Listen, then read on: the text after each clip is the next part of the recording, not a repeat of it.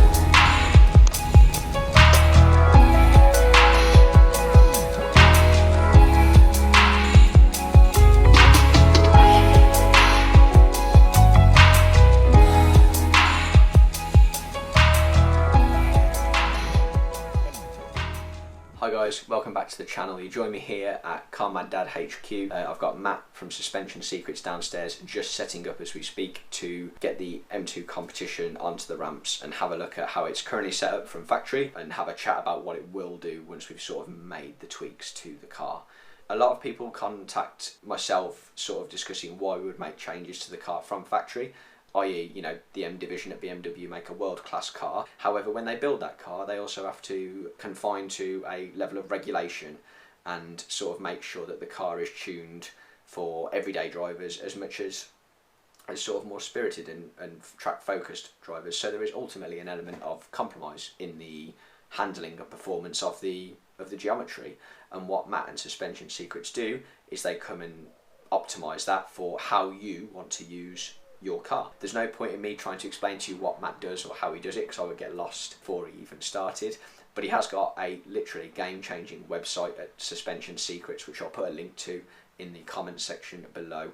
Well worth a look for any of you who are looking to learn absolutely anything about car setup in general, because it's just amazing, quite frankly. It's a labyrinth of suspension and geometry knowledge that you should all go and check out. So without further ado, let's go down, see what Matt's been up to, and yeah, I hope you enjoy the video. Cheers. Right, so you join me back here with Matt from Suspension Secrets. Matt, very briefly, I think just initially, I think the first point that I'd like to discuss is why we should look at having our geometry looked at on these cars at all. So how are they set up from factory? So from factory, these cars tend to come with understeer. That applies to most supercars, high performance cars, and the reason for that is anyone can go and buy one of these cars. So someone with little driving experience can jump in one, and the last thing the manufacturer wants is for them to lose the back and have a big crash. So they'd rather the front washes out. It's easier for an inexperienced driver to regain control of understeer. So you might get an understeer biased maybe on some of the cars. Precisely, yeah. So the first thing we sort of look at is removing that understeer from the car through geometry. I think one of the points that you made earlier that sort of really shocked me, and you showed me, we looked at the weighting of the car. So the car goes on ramps, which I'll show you some better footage of. But all of these cars are set up, as I understand it, with a left wheel drive biased. Yeah, exactly. The car is built in Germany. So that's Designed your Porsches, Yeah. Lambos, Audis R8s, Beamers. Yep. They put a driver in the left-hand side and set up the weighting. Yeah, exactly. So everything's offset to the right. So when you get in as a driver to the left, it balances the car out. Okay. So with a right-hand drive car in the UK, we're already at a disadvantage. So one thing we can look at, if the car has corner weights or wide height adjustment, we can corner weight the car to fix that. Yes, that was a bit of a shock for me in that I actually sat into the left-hand side of the car and it pretty much balanced it out. Yeah, didn't exactly. it? Which is not where I normally sit, obviously, because we're here in the UK. Changes that we're going to make. So I use this car. This is my daily, but if I'm doing motorway miles, it's very steady motorway miles and not very often. This car is now used for track day driving and sort of spirited B-road weekends, etc. So what changes are you going to make now that we're sort of here set up and on a pretty impressive looking jig? Yeah, so the first thing we'll do is check where it's at. Yeah. The BMWs come with towing on the front and towing on the rear. That's for stability, mainly for motorway driving or high speed straight line stuff. Yeah. It's also to give that understeer as well at the front. Yeah. So what we're going to do is leave the towing on the rear but reduce it slightly, so that will help the rear rotate, but it won't lead to oversteer. Okay. We're then going to slightly toe out the front. We'll give you a really good turn in and reduce the understeer. So that's the middle ground we're going to look at. We're also going to take a look at your camber, mainly on the back, because the front's not adjustable on the M2 as standard, and you need the top mounts for that. So we're going to look at the rear camber, make it even, and a little bit more, because you're already wearing the outside edge of your tyres, so I want to give it a little bit more negative camber, so you're optimising that contact patch through the corners. Yeah, so I'm really looking forward to seeing what changes are made. I can't recommend Matt and Suspension Secrets enough. They've been fantastic. They've come to me at home, an absolute game changer. Saves me a day out of work or a day away from the family, and I can just sort of get on with it. But I'm really looking forward to seeing the changes that it makes, and I'll report on that later. So there's a link to Suspension Secrets below. And yeah, thanks very much for your time, man. Yeah. Right, we're gonna head that way. So this is the first drive out. We're gonna see how the car feels compared to where it was. So what changes have we made, Matt? Walk us through. So we've reduced the rear toe in to give it a sort of a lighter, more rotating rear end. Yeah. You're not pushing massive power through the back, so we can afford to do that. Okay. We've then changed the front toe from toe in to slight toe out, just to give that immediate turning response and quick direction changes. Changed the rear camber slightly, just brought it up as you were knackering the outside edge of the tyre. Yeah. So we'll have more contact patch through the tyre now. Okay. Oh, the front feels more positive. A bit less lean. Is that possible? Is that because it feels more? Yeah, it's because you've got the more camber, so it's pushing you back on the road now. You're not rolling off the camber anymore. No. So you're not washing. Yeah, immediately that's loads more positive. Oh yeah.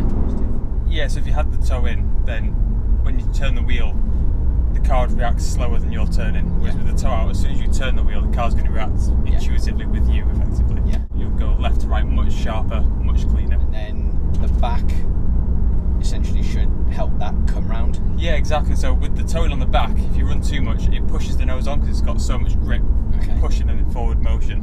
Yeah. So now with a slight toe out, it'll help the tyre rotate. And as you've got that camber, you'll lean onto the contact patch now and gain grip as you enter the corner, as opposed to falling off grip as you come through a corner. I think so.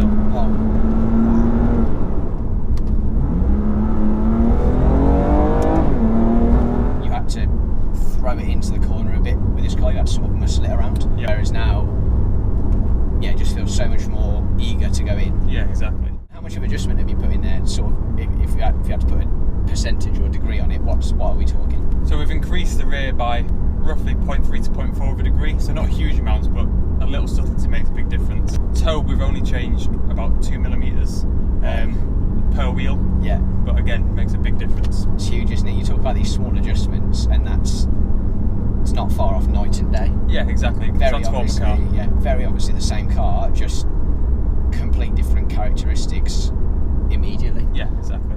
And no aftermarket parts needed to get that either. No. It's just stock adjustment, and it is in the car. It's just there anyway. Yep. It just feels lighter on its feet, and compliant when you shove it. So I think historically, I've always said this car, you got fair warning when it was on the edge, because you'd put it in and then you'd get the roll. Yeah. There was like a 2-step turning process. Yeah, exactly. That's falling off the camber. Yeah, and you felt that. It was very noticeable. Whereas now, it's just direct. Yeah. Got a slight rotation then as well. Yeah.